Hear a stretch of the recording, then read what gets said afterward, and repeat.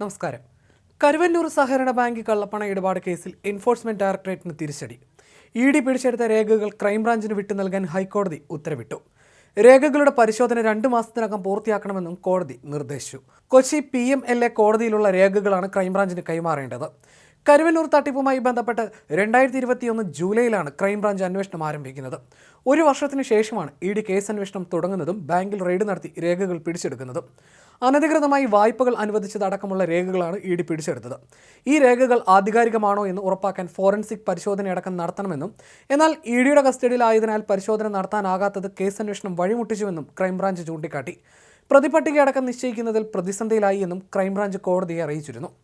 രേഖകൾ വിട്ടു നൽകണമെന്നാവശ്യപ്പെട്ട് ഇ.ഡി. നേരത്തെ PMLA കോടതിയെ സമീപിച്ചിരുന്നു. എന്നാൽ ക്രൈംബ്രാഞ്ചിന്റെ ആവശ്യത്തെ ഇ.ഡി. എതിർത്തു. തുടർന്നാണ് ക്രൈംബ്രാഞ്ച് ഹൈക്കോടതിയെ സമീപിച്ചത്. ഫോറൻസിക് പരിശോധനയ്ക്ക് വളരെ കാലതാമസം ഉണ്ടാകുമെന്നും അതിനാൽ സമയബന്ധിതമായി രേഖകൾ തിരിച്ചു നൽകണമെന്നും ഇ.ഡി. ആവശ്യപ്പെട്ടു. ഈ ആവശ്യം കോടതി അംഗീകരിച്ചു.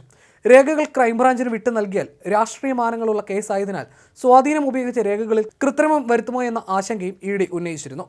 അതേസമയം കരുവന്നൂർ കള്ളപ്പണ വിഷയത്തിൽ ഇ.ഡി. കേസെടുക്കുന്നത് ഭരിക്കുന്ന പാർട്ടിയാണോ എന്ന് നോക്കില്ല എന്ന് ഗവർണർ ആരിഫ് മുഹമ്മദ് ഖാൻ വ്യക്തമാക്കിയിരുന്നു. നടപടി നിയമലംഘനമുള്ളതുകൊണ്ടാണെന്നും അദ്ദേഹം ഇ.ഡിയെ ന്യായീകരിച്ചിരുന്നു. ജൂൺ 28-നായിരുന്നു കരുവന്നൂർ കള്ളപ്പണ കേസിൽ ഇ.ഡി. നിർണായക നടപടി സ്വീകരിച്ചത്. CPMന്റെ സ്ഥലമടക്കം 29 കോടിയുടെ സ്വത്തുക്കൾ ഇ.ഡി. കണ്ടുകെട്ടിയിരുന്നു.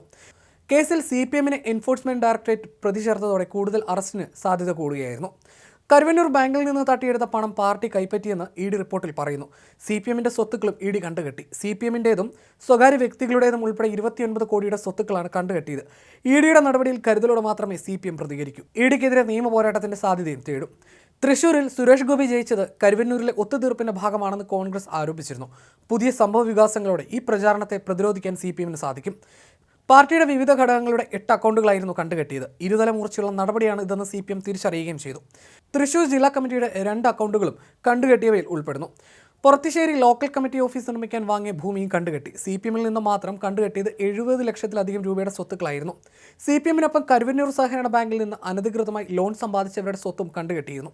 കേന്ദ്ര സർക്കാരിന്റെ രാഷ്ട്രീയ വിരോധമാണ് ഇതിന് പിന്നിലെന്ന് CPM ആരോപിക്കുന്നു. കരുവന്നൂർ ബാങ്ക് തട്ടിപ്പുമായി ബന്ധപ്പെട്ട 3ാം ഘട്ട സ്വത്ത് മരവിപ്പിക്കലായിരുന്നു എൻഫോഴ്സ്മെന്റ് ഡയറക്ടറേറ്റിൻ്റേത്. 29 കോടിയുടെ സ്വത്തുക്കളായിരുന്നു മരവിപ്പിച്ചത്. കണ്ടുകെട്ടിയവയിൽ അധികവും ബാങ്കിൽ നിന്ന് ലോൺ എടുത്ത് തിരിച്ചടയ്ക്കാത്തവരുടെ സ്വത്തുക്കളായിരുന്നു. കരുവന്നൂർ കള്ളപ്പണ ഇടപാടിൽ CPM തൃശൂർ ജില്ലാ നേതൃത്വത്തിന്റെ അറിവിലും ഇടപാടിൽ പങ്കാളിത്തവും ഉണ്ടായിരുന്നുവെന്ന കണ്ടെത്തലിന്റെ അടിസ്ഥാനത്തിലാണ് പാർട്ടി സ്വത്തുക്കൾ കൂടി മരവിപ്പിക്കുന്ന നടപടിയിലേക്ക് എൻഫോഴ്സ്മെന്റ് ഡയറക്ടറേറ്റ് കടന്നത്. കരുവന്നൂർ ബാങ്കിൽ CPMന് രഹസ്യ അക്കൗണ്ടുകൾ ഉണ്ടായിരുന്നെന്ന് എൻഫോഴ്സ്മെന്റ് നേരത്തെ കോടതിയെ അറിയിച്ചിരുന്നു. ഒരുപക്ഷേ ലോക്സഭാ തെരഞ്ഞെടുപ്പ് തോൽവിക്ക് ശേഷം CPM നേരിടുന്ന വലിയ പ്രതിസന്ധിയായി കരുവന്നൂർ മാറിയേക്കും.